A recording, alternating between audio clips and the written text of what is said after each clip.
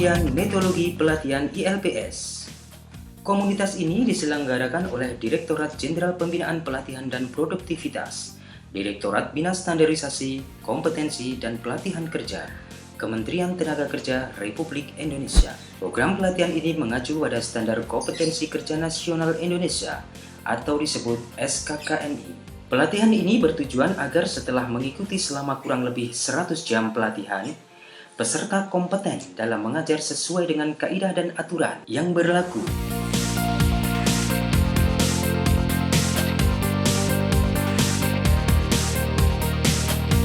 Yang menarik dari materi itu yaitu ketika mereka mengenal apa itu SKKNI, Standar Kompetensi Kerja Nasional Indonesia, dalam suatu program pelatihan. Karena mereka kadang belum tahu itu, apa itu SKKNI, bagaimana cara memperolehnya. Dengan ini mereka sangat sangat terbantu dengan program pelatihan ini. Dalam pelatihan ini diterapkan kurikulum berbasis kompetensi.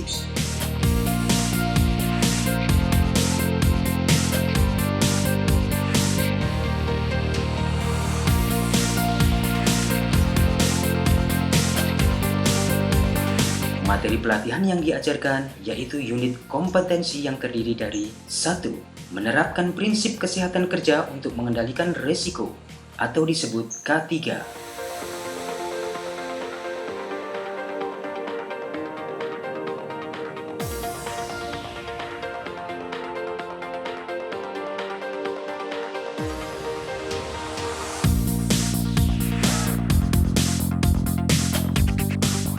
Dalam proses pembelajaran metodologi level 3 ini, ada 8 unit kompetensi yang mereka harus kuasai.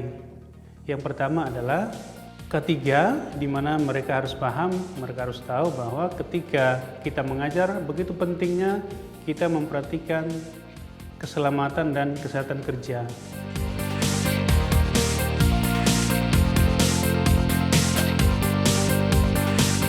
Dua, mengaplikasikan keterampilan dasar komunikasi.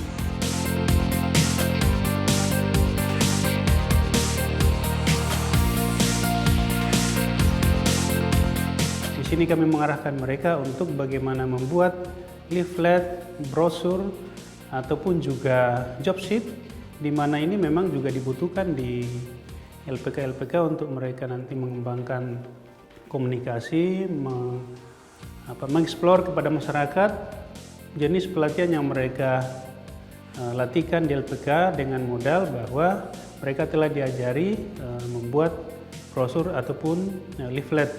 Background dari para peserta-peserta pelatihan ini dari sisi usia, kemudian dari sisi kemampuan komputer, kemudian ada sisi kemampuan di dalam berkomunikasi itu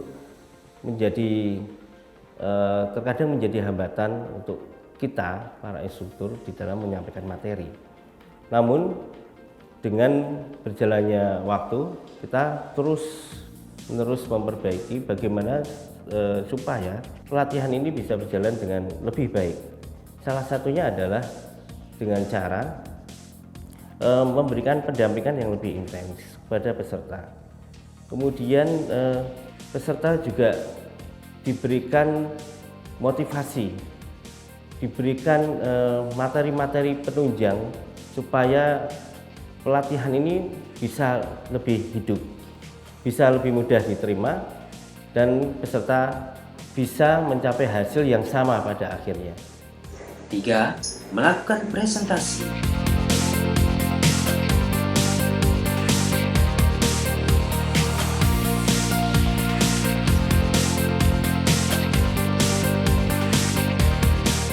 Terpenting kami juga menyiapkan mereka untuk bagaimana merencanakan materi atau rencana pembelajaran. Nah, di sini mereka belajar bagaimana membuat session plan, mereka membuat PPT, mereka membuat soal dan kunci jawaban. Ini adalah materi yang wajib disiapkan oleh seorang instruktur ketika ingin memulai proses pembelajaran. 4. Merencanakan penyajian materi pelatihan.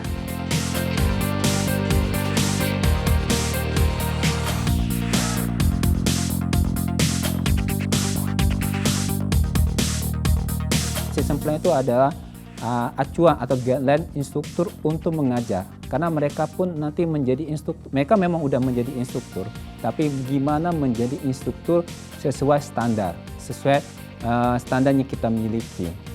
Dengan itu mereka akan membuat namanya metode apa yang digunakan, peralatan apa yang digunakan, alat peraga apa yang digunakan, sehingga diharapkan peserta atau anak didik dari mereka mengetahui, mempunyai kompetensi yang diharapkan di dunia industri maupun dunia usaha. 5. Melaksanakan pelatihan tatap muka.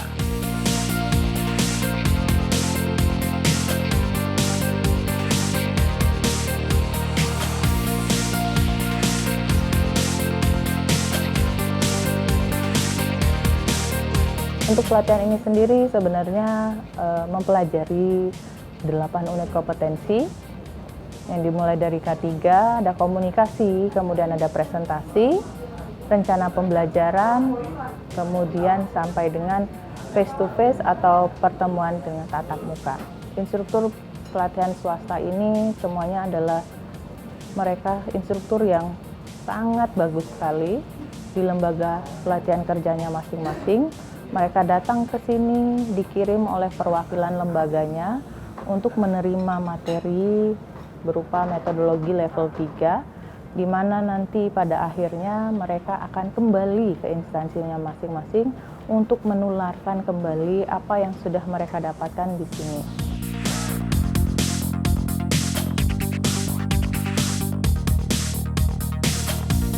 Enam, mengelola bahan pelatihan.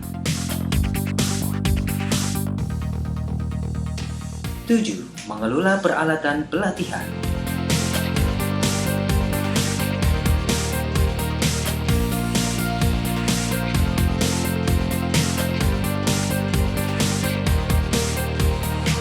8. Mengoperasikan komputer tingkat dasar.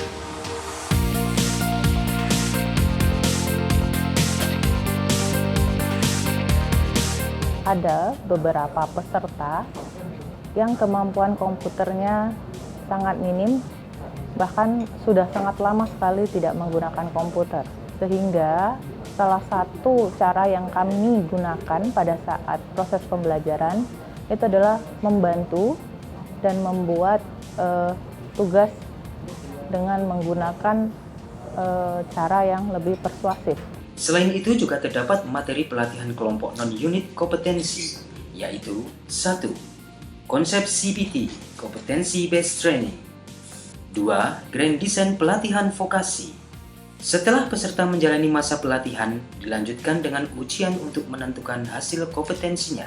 Dan hasilnya, peserta siap untuk mengimplementasikan ilmunya setelah jalannya pelatihan berakhir.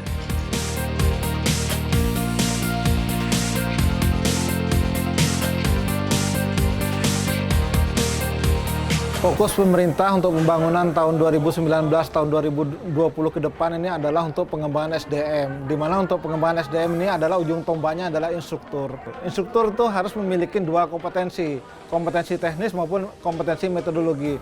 Pada kesempatan ini, Direktorat Bina Instruktur dan Tenaga Pelatihan coba mencetak instruktur-instruktur dari yang kompeten dari sisi aspek metodologinya. Di mana pada pelaksanaan pelatihan ini kita laksanakan selama 14 hari dan diakhiri dengan pelaksanaan uji kompetensi sebagai jaminan mutu dari pelaksanaan pelatihan yang sudah kita laksanakan.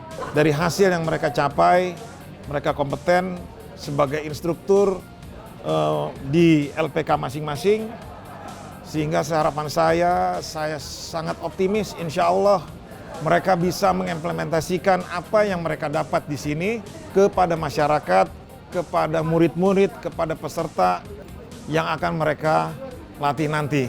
Pelatihan ini sangat berguna bagi kami. Terima kasih kepada para instruktur yang telah membimbing kami, sehingga dari pelatihan ini kami bisa menyerap ilmunya dengan baik dan bisa mencontoh bagaimana cara mereka mengajar kepada kami. Selama menjalankan pelatihan ini saya merasa cukup menimba ilmu, mendapat manfaat dari yang sebelumnya tidak tahu bagaimana mengatur atau membuat sebuah program pelatihan. sekarang saya menjadi mengerti bahwa betapa pentingnya program pelatihan itu harus dibuat secara terstruktur sehingga kita bisa memasarkan atau bisa menyampaikan informasi ke luar. Artinya dengan level yang sudah ditentukan atau level yang sudah ada sesuai dengan standar SKKNI yang ada, setidaknya kami bisa belajar bahwa pentingnya mengatur, membuat mulai dari program, kemudian silabus, kurikulum, sampai dengan bagaimana menyampaikan materi ke peserta pelatihan. Setelah mengikuti pelatihan ini, saya mendapatkan banyak hal tentang cara mengajar yang baik dan benar, dan saya ingin menerapkan apa yang saya dapat di sini akan saya terapkan di LPK Citra Buana, tepatnya di Nusa Tenggara Timur. Dan saya berterima kasih kepada Kementerian Ketenagakerjaan yang telah memberikan fasilitas yang sangat luar biasa. Terima kasih kepada Kementerian Tenaga Kerja yang sudah mengadakan acara metodologi level 3. Saya senang sekali dengan adanya kegiatan ini menambah wawasan buat saya.